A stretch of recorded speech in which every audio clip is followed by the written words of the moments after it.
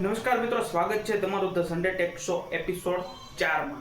આજે પણ હું તમારી સાથે શેર કરવાનું છે જે મારી પાસે વીકલી અપડેટ્સ આવી છે, શું કહે છે ટેકનોલોજી, શું અત્યારે ચાલી રહ્યું છે, ઇન ફ્યુચર તમને શું શું જોવા મળી શકે છે.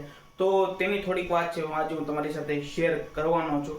આઈ હોપ કે તમને વિડીયો ગમશે, તો લાઈક શેર જરૂર કરજો. તમે જોઈ રહ્યા છો મિત્રો ટેકનિકલ સાગર, તો ચાલો શરૂ કરીએ.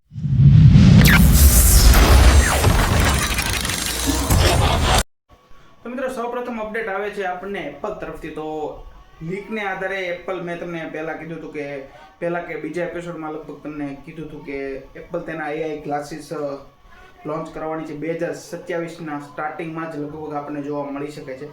પણ તેમાં આપણને શું તેના જે અમુક સ્પેસિફિકેશનની લીક્સ આવી છે. તો લાઇટ વેઇટ ચશ્મા રહેવાના છે અને સાથે એમાં સિરી વોઇસ કંટ્રોલ રહેવાનું છે. જે એપલનું એઆઈ છે સિરી, તેનું વોઇસ કંટ્રોલ રહેવાનું છે. એકદમ પ્રોપર, મેં જેમ કીધું લાઇટ વેટ રહેવાના છે ચશ્મા.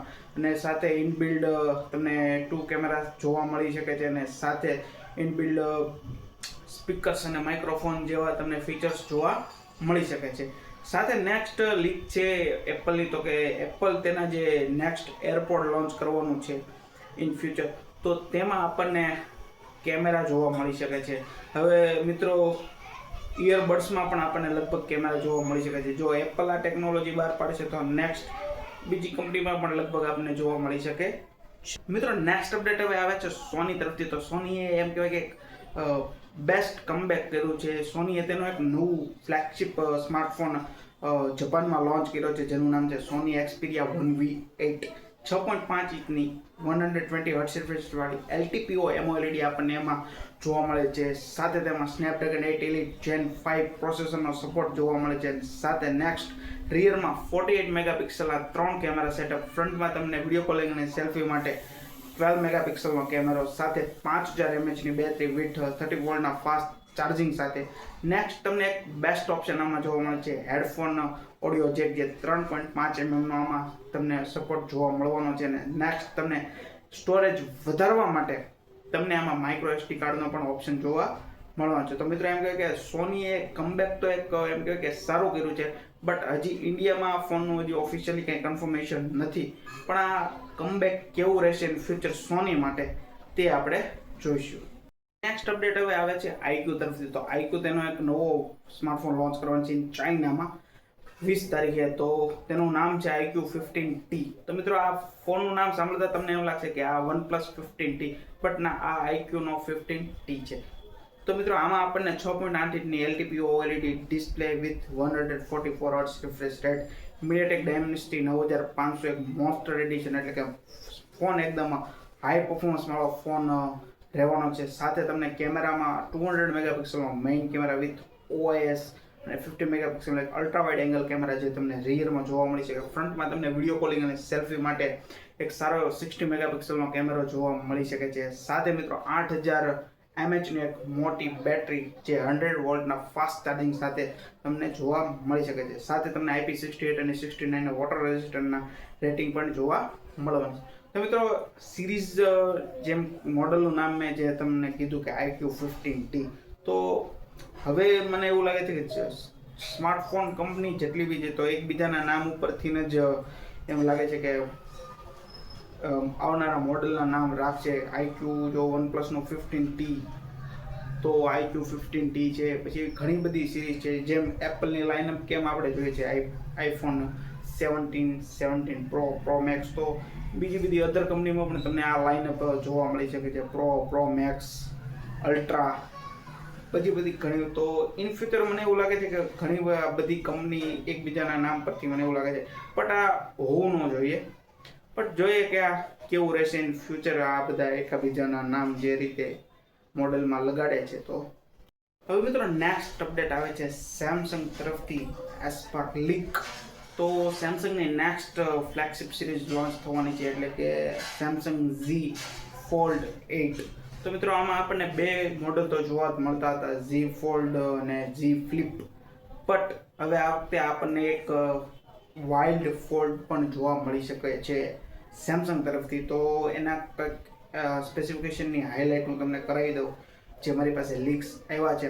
તો મિત્રો તેમાં આપણને કવર ડિસ્પ્લે 5.4 ઇંચની અને સાથે ઇનર ડિસ્પ્લે 7.6 ઇંચની જોવા મળી શકે છે અને બંને ડિસ્પ્લે આપણને 120 હર્ટ્ઝ રિફ્રેશ રેટ સાથે આપણને જોવા મળી શકે છે. સાથે કેમેરામાં રિયરમાં તમને બે કેમેરા 50 મેગાપિક્સલ મેઇન કેમેરા અને 50 મેગાપિક્સલ અલ્ટ્રા વાઇડ એંગલ કેમેરો જોવા મળી શકે છે અને સાથે તમને ફ્રન્ટમાં વિડીયો કોલિંગ અને સેલ્ફી માટે બંને સાઈડ કવર અને ઇનર ડિસ્પ્લેમાં બંનેમાં 10 મેગાપિક્સલનો કેમેરો જોવા મળી શકે છે. સાથે બેટરીમાં લગભગ તમને 5000 થી અથવા 5600 mAh સુધીની બેટરી આમાં તમને લગભગ જોવા મળી શકે છે.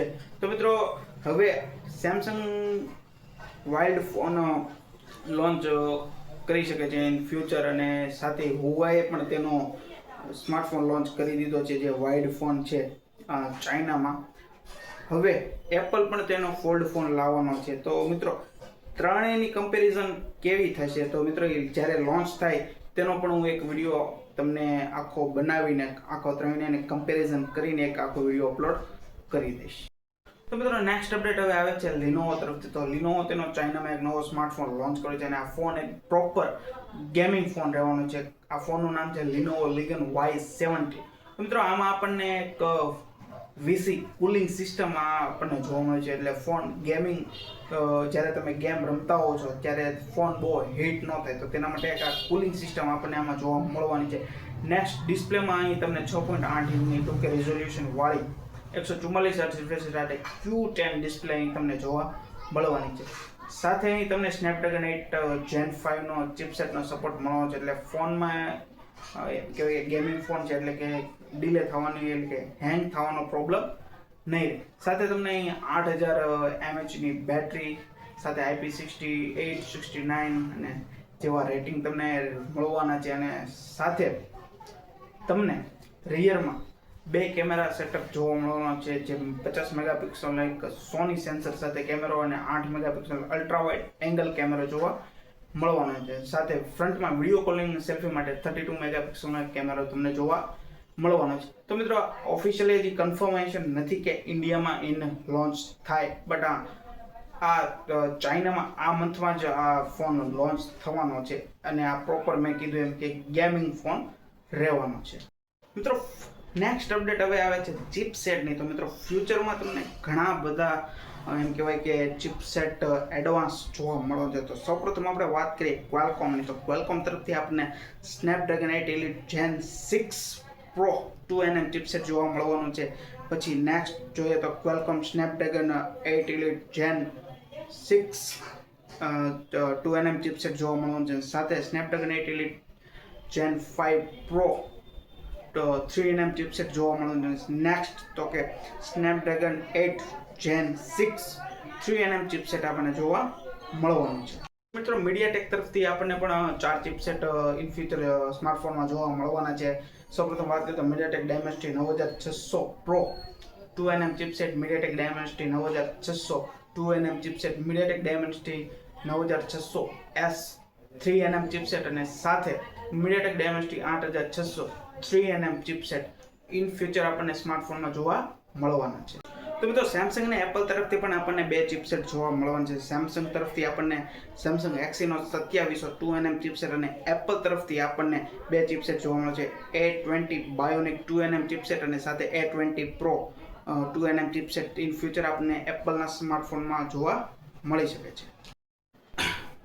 તો મિત્રો જે કંઈ મારી પાસે વીકલી અપડેટ્સ આવી હતી તે મેં તમારી સાથે વિડીયોમાં શેર કરી છે અને જોઈએ મેં તમને લાસ્ટમાં મેં તમને કીધું કે જેટલા પ્રોસેસર નવા આવવાના છે ઇન ફ્યુચર સ્માર્ટફોનમાં કેવા વર્ક કરે છે તો તે પણ જોશું આપણે. અને સાથે મેં તમને કીધું એમ કે જે વાઇડ ફોન 3 જે આવવાના છે એક તો હુવાઈનો લોન્ચ થઈ ચૂક્યો છે અને સાથે એપલનો અને સેમસંગનો જે વાઇડ ફોન આવશે તો ત્રણેયની કમ્પેરિઝનનો પણ હું વિડીયો આખો અપલોડ કરીશ.